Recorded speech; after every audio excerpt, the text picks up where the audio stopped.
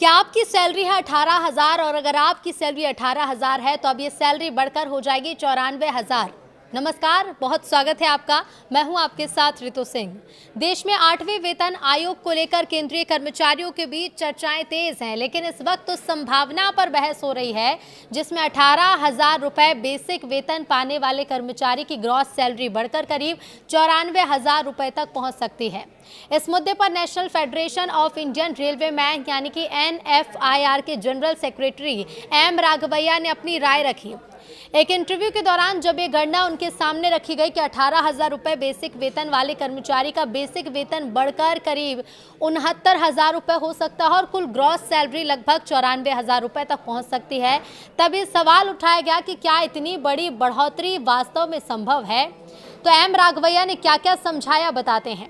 इस पर प्रतिक्रिया देते हुए M राघवैया ने कहा कि वेतन आयोग का मुख्य उद्देश्य केवल वेतन बढ़ाना नहीं बल्कि कर्मचारियों की सेवा की गुणवत्ता और उनके योगदान का सही आकलन करना है।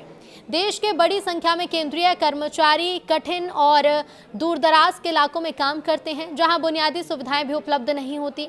कई कर्मचारी ऐसे क्षेत्र में तैनात रहते हैं जहां अच्छे अस्पताल, बच्चों की पढ़ाई के लिए स्कूल, टाउनशिप और अन्य नागरिक सुविधा नहीं है। इसके बावजूद वो लगातार सेवाएं देते हैं, उत्पादकता बनाए रखते हैं और देश की अर्थव्यवस्था को मजबूत करने में योगदान भी देते हैं। अब ऐसे योगदान का मूल्यांकन वेतन निर्धारण में होना चाहिए। तो रेलवे कर्मचारियों का इसमें उदाहरण दिया गया। राघवैया के मुताबिक लगभग 85% कर्मचारी फील्ड में काम करते हैं और चुनौतीपूर्ण परिस्थिति में अपनी जिम्मेदारी भी निभाते हैं। कर्मचारियों की इसलिए सेवा, जोखिम और कार्य परिस्थिति को भी वेतन आयोग द्वारा मापा और आंका जाना चाहिए। उन्होंने रेलवे कर्मचारियों का उदाहरण देते हुए कहा कि ट्रैक निरीक्षण करने वाले कर्मचारी कई किलोमीटर तक पैदल चलकर पटरियों की जांच करते हैं। वो भारी उपकरण लेकर चलते हैं, खामियों की पहचान करते हैं, उन्हें ठीक करते हैं। इस दौरान उनकी जान को भी खतरा रहता है। कई बार ड्यूटी के दौरान दुर्घटना भी हो जाती है। NFIR नेता का कहना है कि मानव जीवन के जोखिम, स्वास्थ्य पर पड़ने वाले प्रभाव और वर्षों तक कठिन परिस्थिति में दी गई सेवा को ध्यान में रखते हुए वेतन आयोग को अध्ययन करना चाहिए। अब अंतिम वेतन कितना होगा ये तो आयोग की सिफारिशों और सरकार के फैसले पर भी निर्भर करेगा, लेकिन कर्मचारियों के योगदान और जोखिम को नजरअंदाज भी नहीं किया जाना चाहिए।